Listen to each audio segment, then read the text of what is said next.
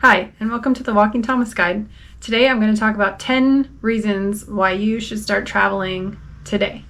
For those of you who are new here, I'm Kyria, and I've been to almost 60 countries, and I recently quit my job and am traveling the world full time. So let's get started.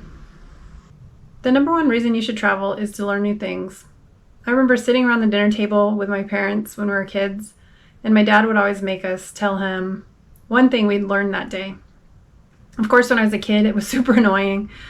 But of course, then, just like we do, later in life, I've learned to embrace it.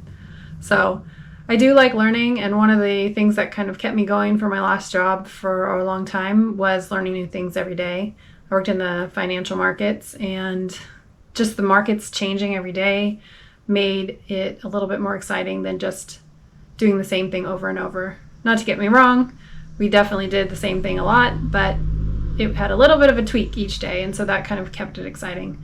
Now that I'm not working, I have the need to have that same feeling of learning something new, keeping life exciting to a certain degree. Also, I think it was Einstein who said, once you stop learning, you start dying. I don't know if that's totally true, but I'd still like to keep learning. The second reason that you should go and travel is to keep active, and this goes for both your mind and your body.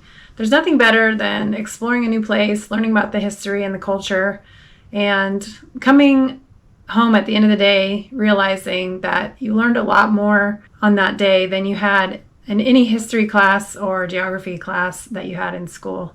Also, walking around a new city or climbing a new mountain is one of my favorite things to do. I love getting out into the outdoors, seeing new places, exploring all the little nooks and crannies, and seeing things from a different perspective than I would back home. Speaking of a different perspective, that brings me to reason number 3, which is seeing things from a different perspective.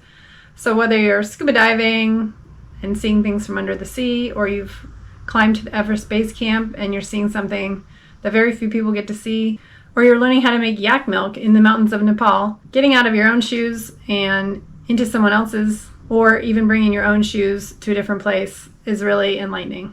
The fourth reason is to broaden your horizons. There are so many things that I know that I don't know, even though currently I don't even know what those things are.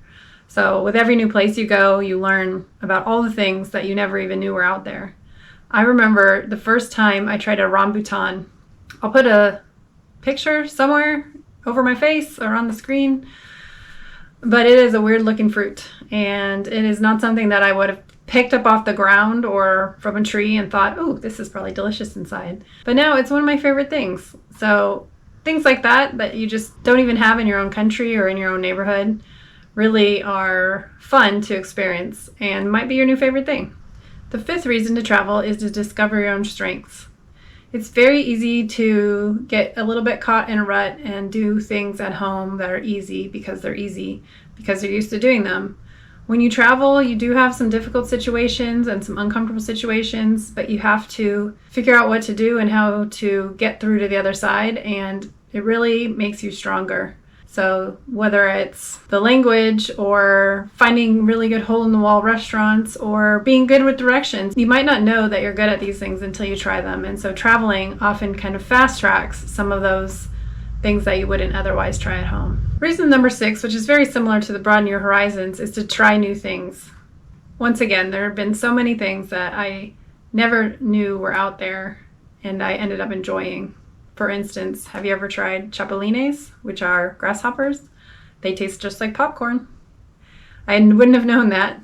This is not something you can often get at your local grocery store, so it's really fun to try it when you travel. The other thing is you can actually do a lot of these things in your own neighborhood or city or county or state. For instance, the neighborhood I lived in was a Latino neighborhood, and then I had Chinatown very close to me, so I often went to both of these places for grocery shopping and got things that maybe you wouldn't normally get in a regular grocery store. Additionally, they have really cheap fruit and vegetables, so it's a win-win. The 7th reason is to meet new people.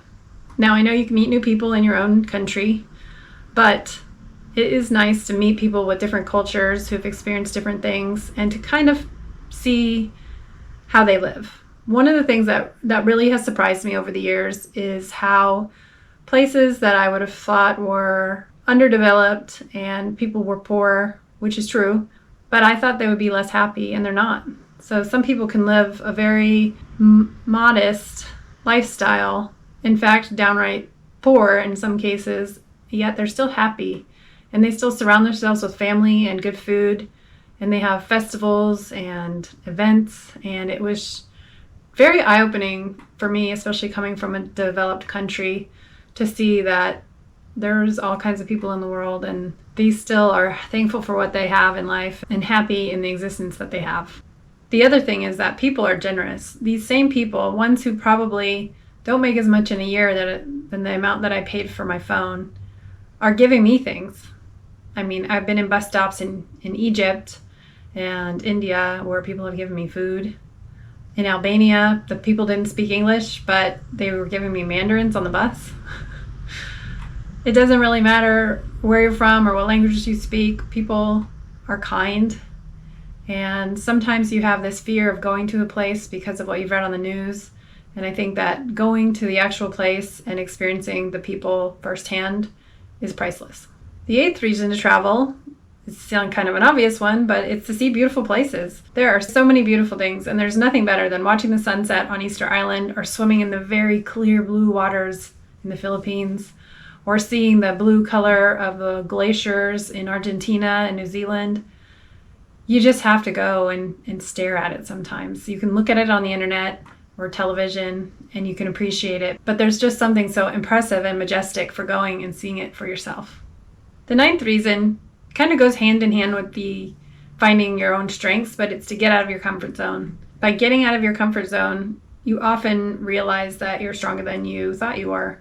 I remember being in China where basically nobody spoke English and everything was written in kanji, and I was at the train station and I was trying to get to my next destination, and I had to look at, this was a while ago, so I'm dating myself here, but I had to look at my Lonely Planet guidebook where it had a list of the cities and their little kanji next to it, and I had to find the city that I was looking for and the kanji, and then look at the board and try to find the kanji so I could see when the train was departing. So it makes you realize that you have problem-solving skills, and I think that that is also very confidence-inspiring for yourself. Also, after you navigated something like that, navigating the Paris subway is a cinch, so it really puts things in perspective for later. And the last reason, but not the least, is to relax and unwind. I think this is what a lot of people see when they think of travel, is this is my way of getting away from work, away from the hustle and bustle, and having a chance to not check your email or worry about your phone or worry about your boss all the time. And this is definitely a good reason to travel. I confess that I like the beach well enough, but my way to unwind is to climb a mountain or wander the city street. However, whatever works for you, just get out there and do it. So now you've heard my reasons on why I think you should travel, but please leave a note in the comments and let me know, why do you travel and what have you learned from it? Thank you for watching and happy travels.